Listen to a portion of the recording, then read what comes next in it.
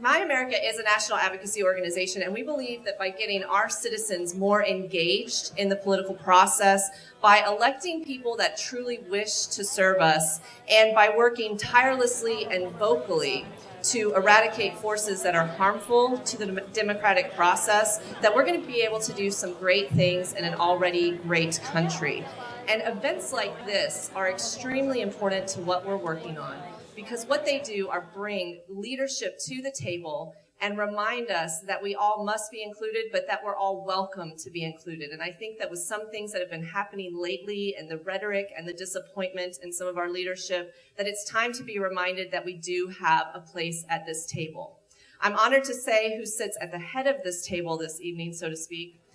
Bob Graham is best known to Floridians for his service in the United States Senate, as well as his 2 terms as a Florida governor. And just to give you an idea of how well respected he is across the aisle, once he finished his service as a governor, then he still had an 83% approval rating across the board, which is unheard of. This is someone who is a centrist, he's someone that's a pragmatist, and he's someone that not only the citizens still respect, but his colleagues have nothing but amazing things to say about as well. I'd been in public office for 38 straight years. Many of the things that had caused me to run for the Senate had been accomplished, but the Senate had also become a less pleasant, if I could use a mild word, place. When I went to the Senate in 1987, I would have speculated that about a third of the Senate were just a little bit right or left of the center line. Today, I think that number has declined to certainly less than 15. And the exodus has been to the end zone, where people can't hear each other talk, and therefore the gridlock and the partisanship has grown substantially more severe. I want to ask you about our country's direction.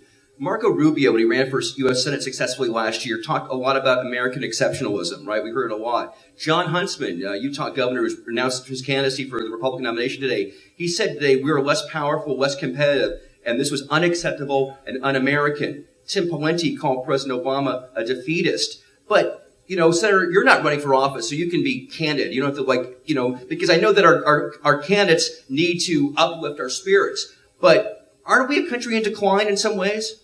Well, we are in a country that needs to commit ourselves to an intergenerational responsibility. One of the things that concerns me in this last legislative session would be a prime example.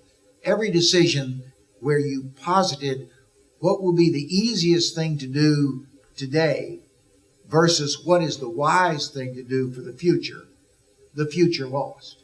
So I think that we have the opportunity, we have the resources, we have the human skills to avoid that decline, but we've got to have the political will to do some things that are going to be hard, will involve some change of our current pattern of action, but which are critical for the long-term well-being of the country. Well, let's go back just a couple of years ago when we had a Democratic president, Democratic House, and a Democratic Senate, but you had to get 60 votes. And it seems to me we're talking about the decline of this country where, 50 votes aren't good enough anymore. So you've got as big a Democratic majority we may ever see in our lifetime. Who knows?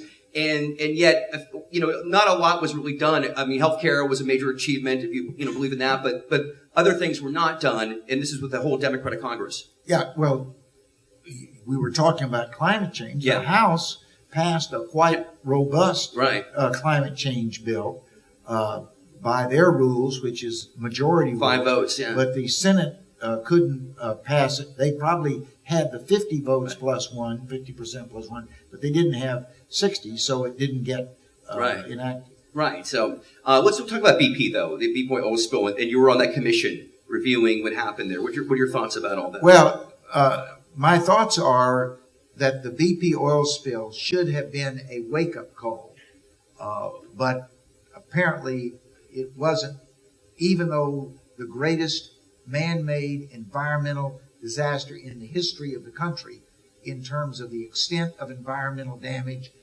and the economic cost. There is a ticking clock as to how much time America has to get off this addiction for fossil fuel. Now, there are some people who say, drill, baby, drill. Well, the consequence of that is will shorten the time before we are fully depleted and are 100% dependent on other people for an oil source.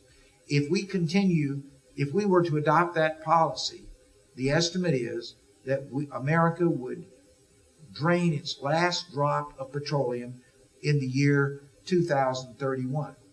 Now, I certainly plan on being here in the year 2031, and I think everyone in this room plans on it.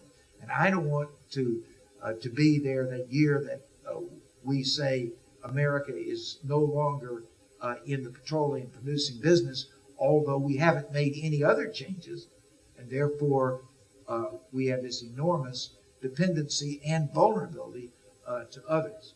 So I think we need, what BP said to me was, we need to use these next few decades as aggressively as possible to make the transition from where we are today, using 22% of the world's petroleum, to a much reduced level, because we have brought online alternatives to fossil fuel, some of which are a little scary, like nuclear, but I think it's going to be part of the equation.